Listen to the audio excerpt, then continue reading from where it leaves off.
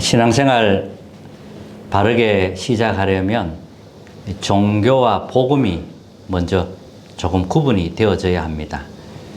종교의 시작은 사람입니다. 사람이 기준입니다.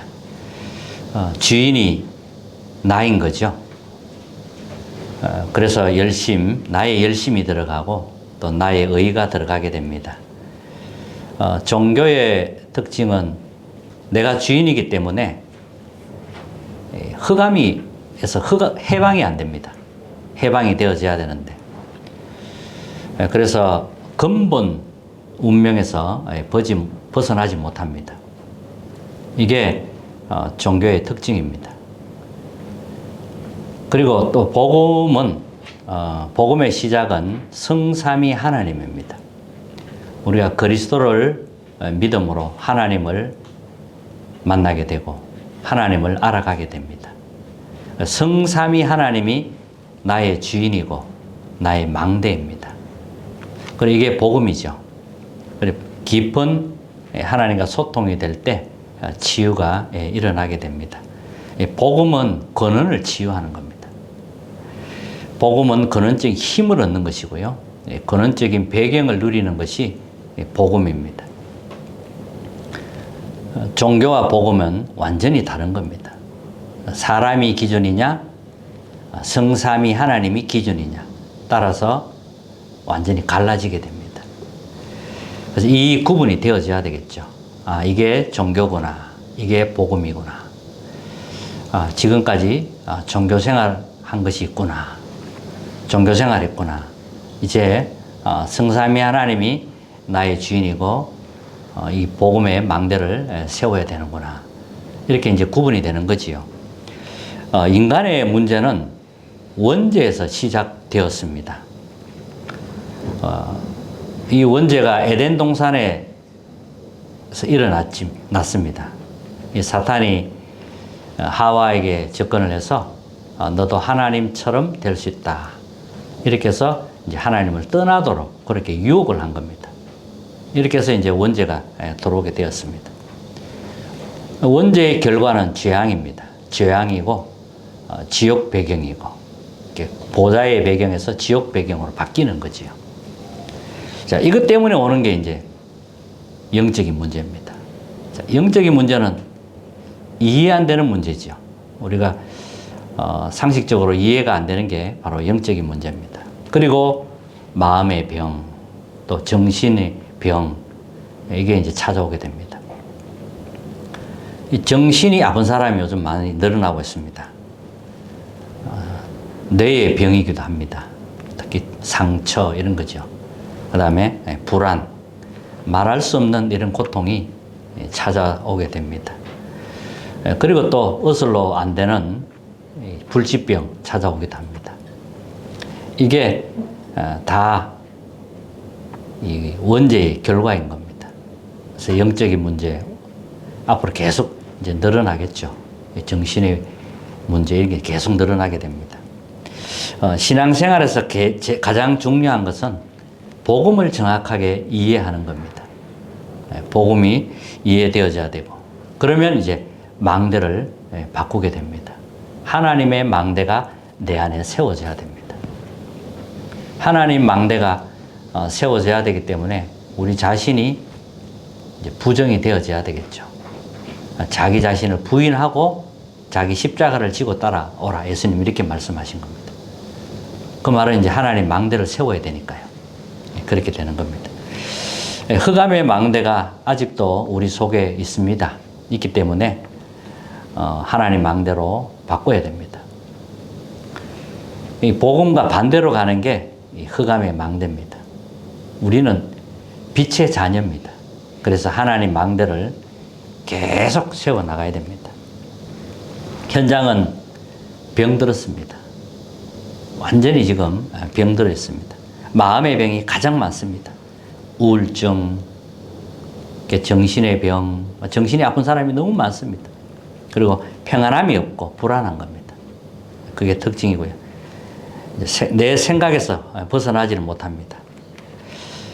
근데 문제를 안다는 것 자체가 이미 치유의 시작이 되는 겁니다. 그리고 불치병, 암 같은 게 이게 많고요. 자, 오늘 본문은 스데반 이후에 이제 안디옥 교회가 탄생하게 됩니다. 여기 이제 오늘 바나바와 바울에 관한 이야기가 나왔습니다. 자, 스데반이 순교하고 핍박이 오니까 이제 제자들이 흩어지기 시작한 겁니다. 흩어진 제자들이 교회를 세우는데 그게 안디옥 교회입니다. 그 이후에 바울이 회심하고 돌아오게 됩니다.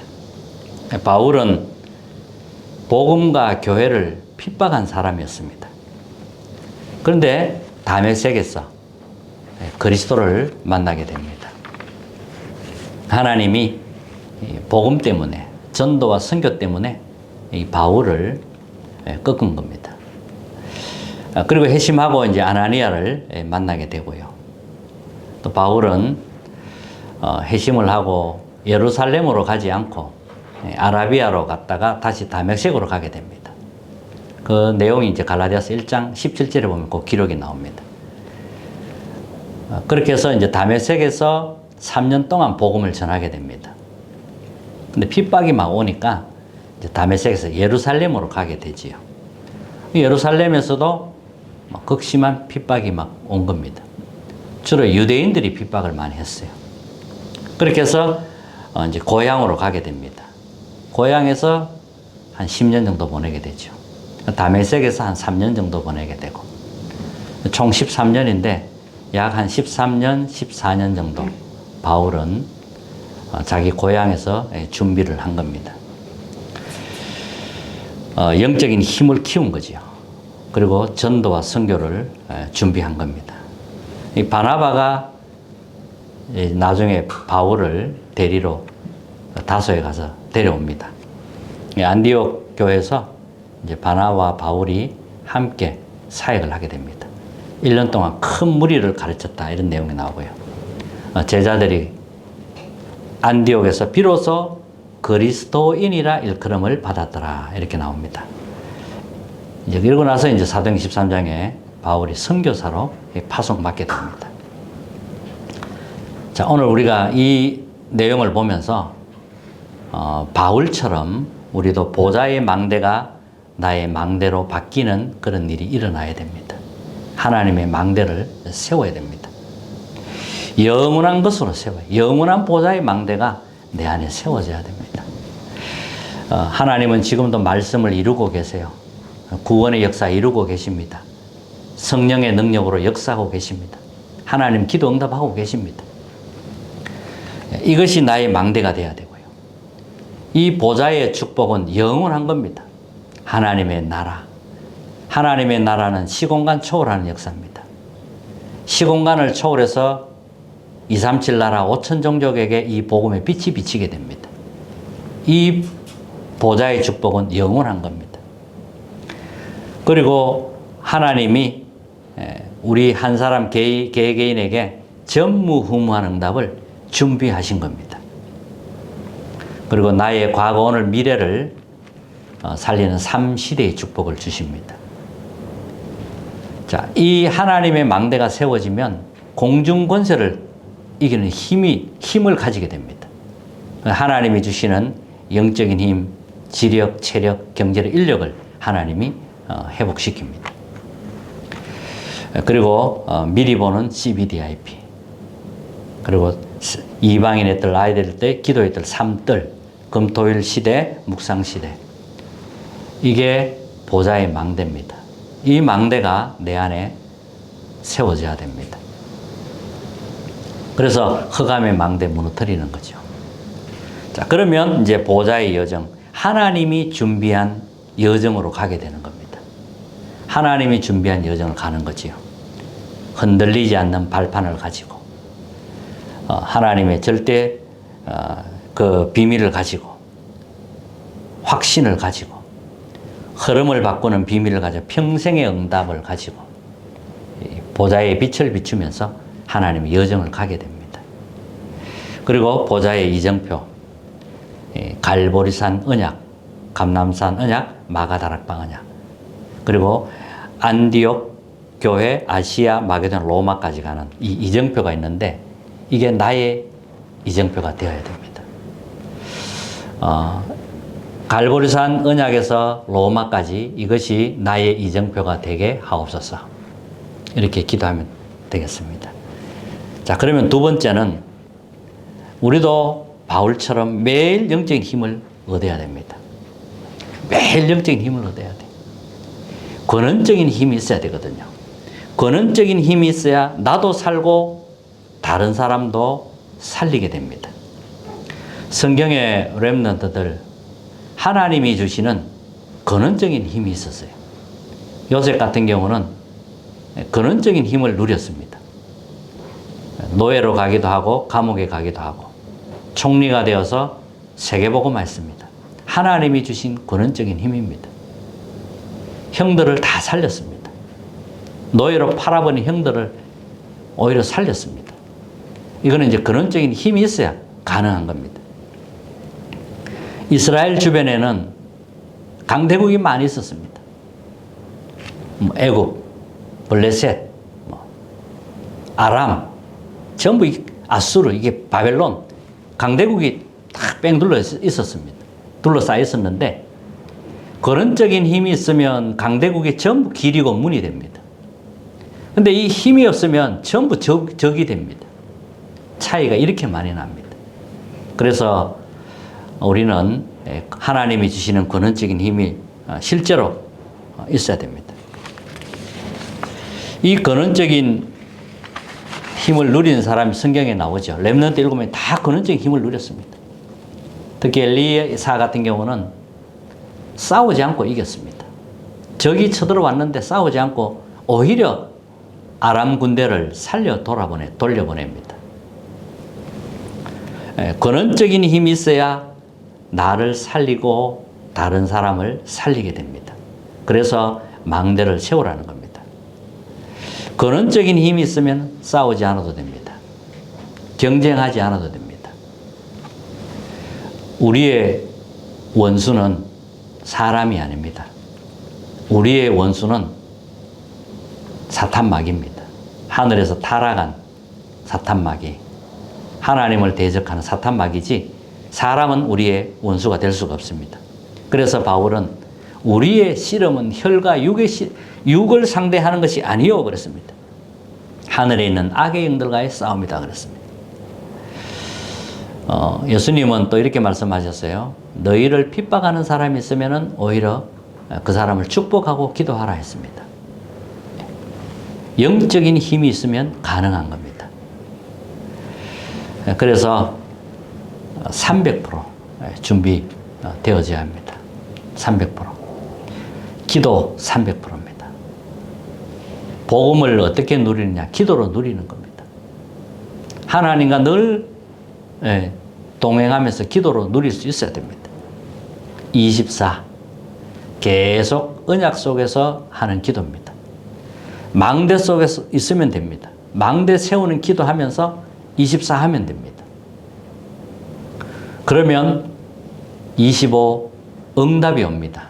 25 응답은 하나님 나라가 임하는 걸 말합니다. 하나님의 나라가 임하면 길이 보입니다. 응답이 오니까요. 자, 그러면 하나님 나라의 일이 일어납니다. 그게 영혼의 응답입니다. 자, 그리고 내가 하는 일의 300%입니다. 일에도 300%입니다. 오직 되어져야 돼. 내 하는 일이 오직이 되어져야 돼. 그러면 유일성 응답이 오고 재창조의 응답이 오는 겁니다. 이렇게 오직 유일성 재창조의 응답이 오도록 우리는 기도하고 준비하는 겁니다. 그리고 전도와 선교도 300%입니다. 무턱대고 하는 것이 아니라 성령의 인도부터 받아야 됩니다. 성령의 인도로 만나진 또 되어진 것은 분명히 성령의 역사가 일어나고 성령의 열매가 나게 되어 있습니다. 시작을 우리는 정확하게 성령 인도 속에서 되어져야 하는 겁니다. 이렇게 300%가 준비되면 됩니다. 기도 300%, 나의 하는 일 300%, 전도 선교도 300%라는 겁니다. 자, 그러면 결론은 이제 기도에 도전하시기 바랍니다. 기도가 모든 것입니다. 그리스도 안에서 기도가 모든 것입니다. 망대도 기도로 세우는 겁니다. 기도가 답니다. 그래서 삶 집중을 통해서 매일 근원적인 힘을 얻어야 됩니다.